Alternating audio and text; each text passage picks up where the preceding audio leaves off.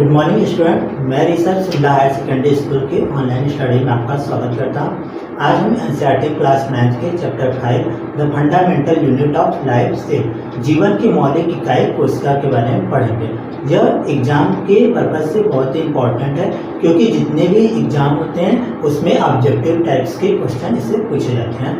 तो हम सबसे पहले स्टार्ट करते हैं सेल से, मतलब कोशिका। कोशिका क्या है? तो जितने भी सूक्ष्म जीव होते हैं वो सूक्ष्म इकाइयों से मिलकर बने होते हैं जिनको कोशिका कहते हैं। अतः कोशिका सभी जीवों की संरचनात्मक एवं क्रियात्मक इकाई है। कोशिका के बारे में पढ़ना, इसके आकार, संगठन व संरचना के बारे में अध्ययन करना कोशिका विज्ञान के अंतर्गत आता है, मतलब साइटोलॉजी के अंतर्गत आता है। कोशिका शब्द को लैटिन शब्द सेलुला से लिया गया है जिसका मतलब है कंपार्टमेंट। कोशिका को सबसे पहले 1665 में रॉबर्ट हुक ने एक मरे हुए कार्क के टुकड़े में देखा था। उसके बाद एक जीवित कोशिका को लीवेनहॉक ने देखा था। अब हम पढ़ेंगे कोशिका सिद्धांत। कोशिका सिद्धांत क्या है? Cell theory. इसको दो जैव वैज्ञानिकों स्वीडन एवं स्वान ने दिया था।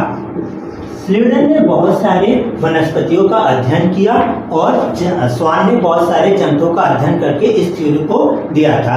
इनके अनुसार जितने भी जीवधारी हैं वो सभी कोशिकाओं से मिलकर बने हुए होते हैं। अतः जो हमारे जीवन की जो मूलभूत इकाई है वह कोशिका है। एक वैज्ञानिक बर्चो ने बताया था कि जितने भी नई कोशिकाएं होती हैं वो पुनर्निर्मित कोशिकाओं से ही मिलकर बनी हुई होती हैं।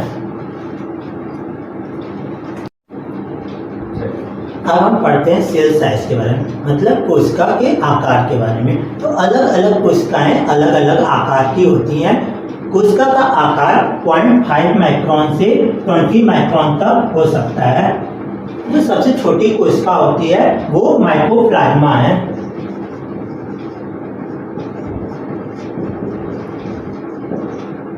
और जो सबसे बड़ी कोशिका है वो शुतुरमुर्ग का अंडा है।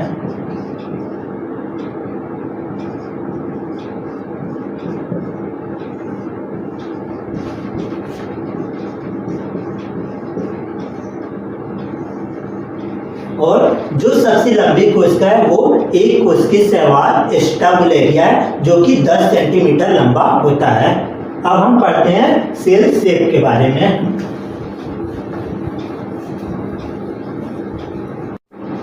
अब हम पढ़ते हैं कोशिका की आकृति के बारे में। तो शरीर में कार्य और स्थान के आधार पर अलग अलग कोशिकाएं अलग अलग आकृति की होती हैं। तो सामान्यतः जितनी भी कोशिकाएं होती है वो गोलाकार होती है, परंतु कुछ कोशिकाएं लंबाकार होती हैं, कुछ वलयाकार होती है और कुछ चपटी होती है। तो जैसे लंबाकार कोशिकाएं, हमारी जो तंत्रिका तंत्र की कोशिकाएं होती हैं वो लंबाकार होती हैं।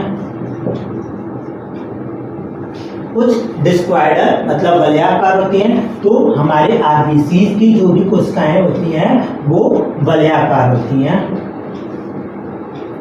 कुछ कोशिकाएं चपटी होती हैं, वो हमारे एपिथेलियल सेल्स की कोशिकाएं होती हैं।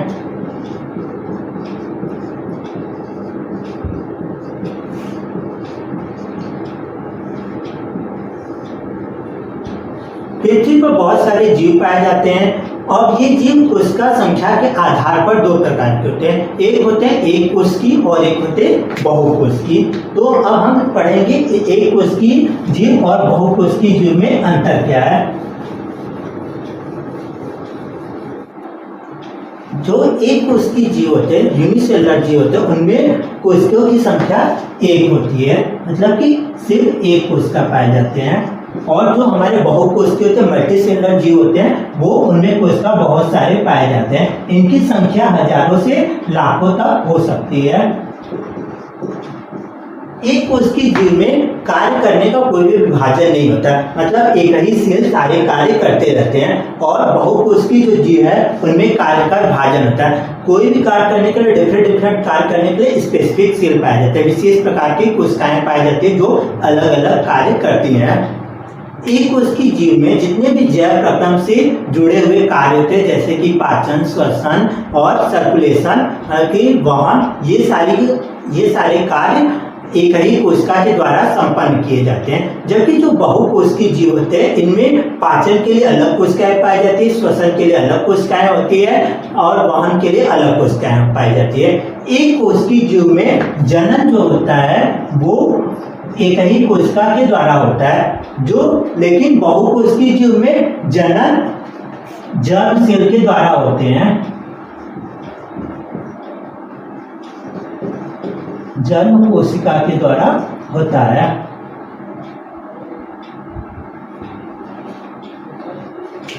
एक कोशिकीय जीव की आयु बहुत छोटी होती है, जबकि बहुकोशिकीय जीव की आयु लंबी होती है।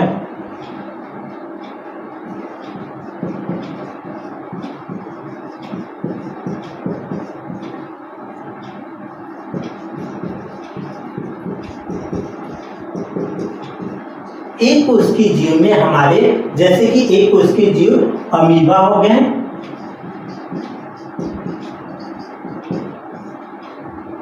पैरामीशियम,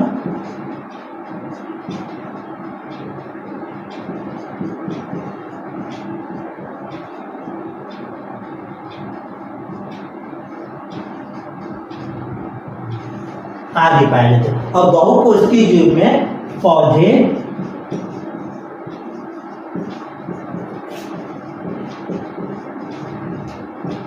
और जंतु इत्यादि आते हैं। हमारा जो कोशिका है वो जीव द्रव्य से घिरा होता है। यह जीव द्रव्य सॉल्ट और जेल के रूप में उपस्थित होता है। हमारा जीव द्रव्य बहुत सारे केमिकल्स का संगठन होता है। यह केमिकल्स वाटर, कार्बोहाइड्रेट और प्रोटीन के रूप में पाए जाते हैं। कोशिका के संगठन के आधार पर दो प्रकार की कोशिकाएं पाई जाती है। एक होती है प्रोकैरियोटिक कोशिका और एक होती है यूकैरियोटिक कोशिका। प्रोकैरियोटिक कोशिका में न्यूक्लियस नहीं पाया जाता है, इसमें न्यूक्लियाइड पाए जाते हैं। ये न्यूक्लियर मेम्ब्रेन से नहीं घिरे होते हैं। यूकैरियोटिक कोशिका में न्यूक्लियस पाया जाता है, यह न्यूक्लियर मेम्ब्रेन से घिरा हुआ होता है।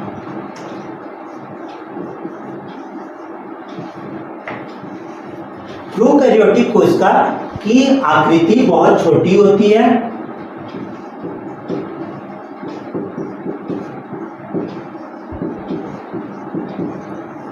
और यूकैरियोटिक कोशिका की आकृति बड़ी होती है।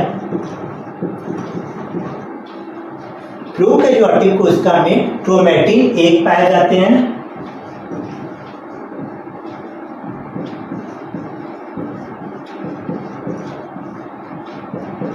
और यूकैरियोटिक कोशिका में एक से अधिक क्रोमैटिन पाए जाते हैं।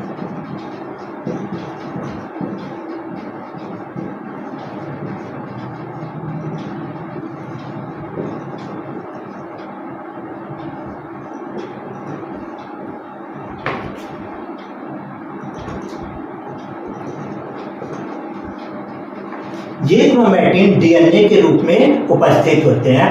प्रोकैरियोटिक कोशिका में जो हमारे सेल ऑर्गेनेल्स यानी कोशिका अंगक होते हैं वो नहीं पाए जाते हैं, लेकिन यूकैरियोटिक कोशिका में ये सेल ऑर्गेनेल्स कोशिका अंगक पाए जाते हैं जो कि सेल मेम्ब्रेन से कोशिका झिल्ली के द्वारा ढके होते हैं।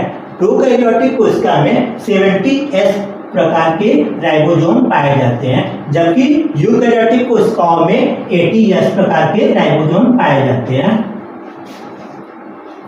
प्रोकैरियोटिक कोशिका में जैसे कि हमारे बैक्टीरिया हो गए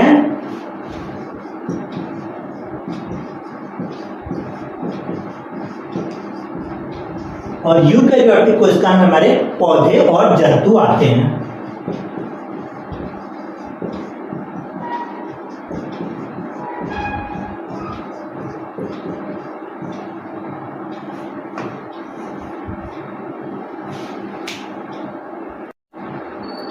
अब हम पढ़ते हैं कोशिका के भाग, कंपोनेंट्स ऑफ सेल। तो कोशिका के सामान्यतः 3 भाग होते हैं। पहला कोशिका झिल्ली सेल मेम्ब्रेन, दूसरा केंद्रक मतलब न्यूक्लियस, तीसरा कोशिका द्रव मतलब साइटोप्लाज्म। अब हम पढ़ते हैं सबसे पहला कोशिका झिल्ली।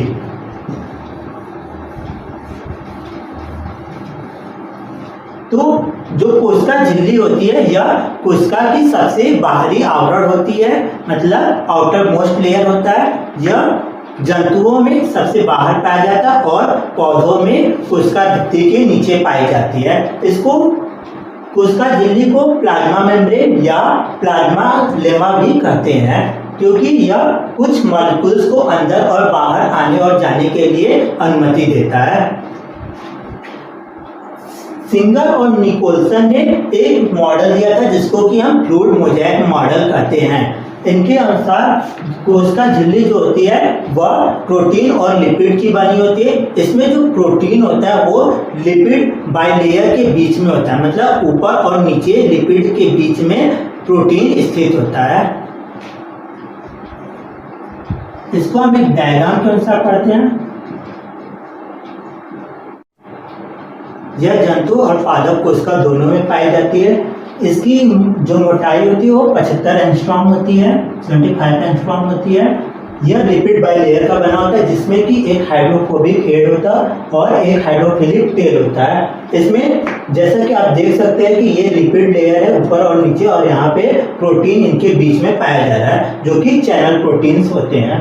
अब कोशिका झिल्ली में इन मॉलिक्यूल्स का यानी कि अणुओं का आदान प्रदान कैसे होता है, मतलब कि ये जो मॉलिक्यूल्स अणु होते हैं वो कोशिका झिल्ली के बाहर और अंदर कैसे जाते हैं। इसके लिए हमें डिफ्यूजन मतलब कि विसरण और परासरण ऑस्मोसिस को पढ़ना होगा, क्योंकि झिल्ली के अंदर और बाहर ये मॉलिक्यूल्स परासरण और विसरण के द्वारा जाते हैं।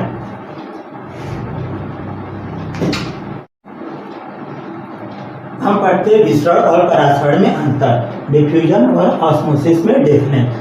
तो जब विलेय के कण मतलब कि सॉल्यूट के जो पार्टिकल्स होते हैं वो हायर कंसंट्रेशन से लोअर कंसंट्रेशन मतलब उच्च सांद्रता से निम्न सांद्रता की ओर मूव करते हैं तो उसे विसरण करते हैं। और जब विलायक के कण मतलब कि सॉल्वेंट के जो पार्टिकल्स होते हैं वो हायर कंसंट्रेशन से लोअर कंसंट्रेशन मतलब उच्च सांद्रता से निम्न सांद्रता की ओर मूवमेंट करते हैं तो इसको परासरण करते हैं। विसरण जो है इसमें किसी भी प्रकार की एनर्जी की आवश्यकता नहीं होती है, तो इसलिए यह पैसिव ट्रांसपोर्ट है। और डिफ्यूजन यह ठोस, द्रव और गैस तीनों में होता है, और जो हमारा परासरण है यह सिर्फ द्रव में ही होता है। जो ऑस्मोसिस मतलब परासरण है यह दो प्रकार से होता है, एक है एक्सोस्मोसिस और एक है एंडोस्मोसिस। एक्सोस्मोसिस मतलब बाह्य परासरण और एंडोस्मोसिस मतलब कि अंतः परासरण।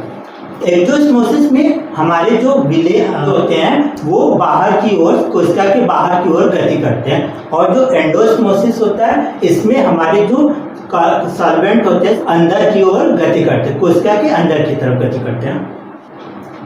अब हम पढ़ते हैं कंसंट्रेशन के बेसिस पर सॉल्यूशन के प्रकार, मतलब कि कंसंट्रेशन सांद्रता के आधार पर विलयन कितने प्रकार के होते हैं। ये तीन प्रकार के होते हैं। एक होते हैं आइसोटोनिक सॉल्यूशन मतलब समपरासरी विलयन, दूसरा होते हैं हाइपरटोनिक सॉल्यूशन मतलब अति परासरण दाबी विलयन, और तीसरा है हाइपोटोनिक सॉल्यूशन अल्प परासरण दाबी विलयन। तो सबसे पहले हम पढ़ते हैं समपरासरी विलयन आइसोटोनिक सॉल्यूशन। इसमें क्या होता है कि कोशिका के अंदर और बाहर का कंसंट्रेशन मतलब सांद्रता वो बराबर होता है, जिससे कि हमारी कोशिका पर कोई भी प्रभाव नहीं पड़ता है। हाइपरटोनिक सॉल्यूशन अति परासरण दाबी विलयन, इसमें कोशिका के अंदर की जो सांद्रता होती है वो कम होती है और कोशिका के बाहर की सांद्रता वो अधिक होती है।